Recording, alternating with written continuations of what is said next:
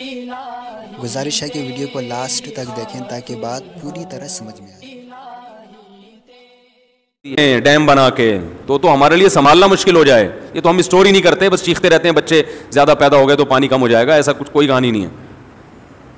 اتنی بارشیں برس نہیں ہیں کہ ان کو اسٹور کر لو تو برساتی مینڈکوں کی طرح بھی بچے پیدا ہونا, وہ اس میں تیرتے رہیں گے ڈیموں میں جا کے, پانی ختم نہیں ہوگا. یہ جاہل لوگ ہیں جو ہم پر مسلط ہو کے ہمیں سکھا رہے ہیں کہ کیلکولیشن غلط کر کے بتا رہے ہیں کہ اتنا پانی زمین میں نیچے جا رہا ہے, اتنا اوپر جا رہا ہے. یہ پاگل لوگ ہیں, سینس لیس لوگ ہیں, زیادہ پڑھ لکھ گئے نا, زیادہ پڑھ لکھ گئے ہیں. تو پانی سے زیادہ کیا ضروری ہے؟ ہوا, سانس. کیا خیال ہے بھائی, پانی سے زیادہ کیا ضروری ہے؟ پانی تو میرے بھائی دن میں 2-3 گلاس بھی پی لو تو چل جائے گا آدمی. لہذا اللہ نے اس میں ہمیں یہ کہا ہے کہ ارادہ کر کے پیو, جاؤ, پوستیوں کو نہیں ملے گا. پڑے میں بیٹھے ہوئے پیاس لگ رہی ہے, اٹھ کے کولر کی طرف نہیں جا رہے, تو اتنی محنت کر, اتنا سستا بھی نہیں ہے کہ کوئی تمہارے منہ میں پائپ لگا کے جائے. وہ ہمارے حضرت ایک سست آدمی کا واقعہ بیان کیا کرتے تھے کہ 2 سست آدمی لیٹے ہوئے تھے, تو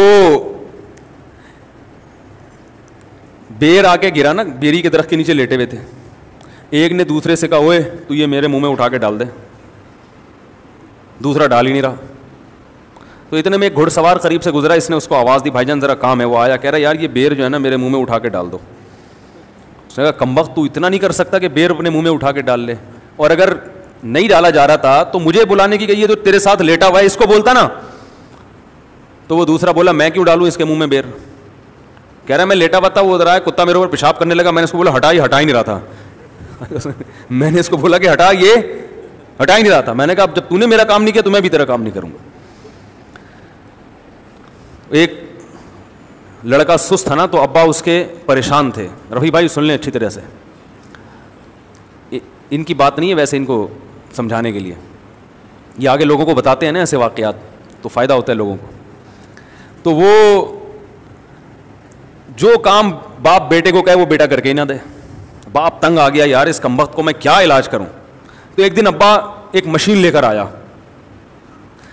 اور ابا نے بیٹے سے کہا بیٹا تیری عادت کو ملحوظ رکھتے ہوئے میں ایک مشین لے کر آیا ہوں, بٹن دبا کے ہر کام کرے گی. بٹن دبائے گا چائے آئے گی, بٹن دبائے گا پانی آئے گا. اب تیری زندگی میں سکون آ جائے گا, تجھے کچھ کرنا نہیں پڑے گا, بٹن دبا کے ہر کام ہوگا. بیٹا کہتا ہے ابا بٹن کون دبائے گا اس کا, اس کے لیے بھی کوئی ملازم لے آتے.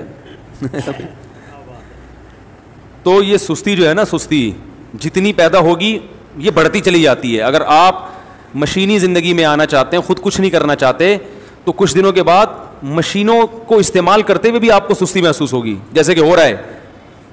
دیکھو پہلے لوگ لمبے سفر پیدل کرتے تھے نا, اب گاڑیوں میں جاتے ہیں, لیکن اب گاڑی میں جاتے ہوئے بھی سستی ہوتی, کون یہاں سے وہاں جائے. بائک پہ جاتے ہوئے بھی سستی ہو رہی ہے, یار کون دودھ لینے جائے. وہ بیگم بولی بھائی 6 انڈے لے کر آؤ, کہہ رہے میں انڈے کے بغیر ہی پراٹھا کھا لوں گا, میں نہیں لا رہا. یہی تو ہے, پرانے زمانے کا آدمی آگے دیکھ لے, بولے یار تمہیں تو فری ایک کک ماری اور جھوم کر کے پہنچے. تو جتنا سست انسان بنتا ہے بنتا چلا جاتا ہے, اور جتنا چست بنتا ہے چست ہوتا چلا جاتا ہے.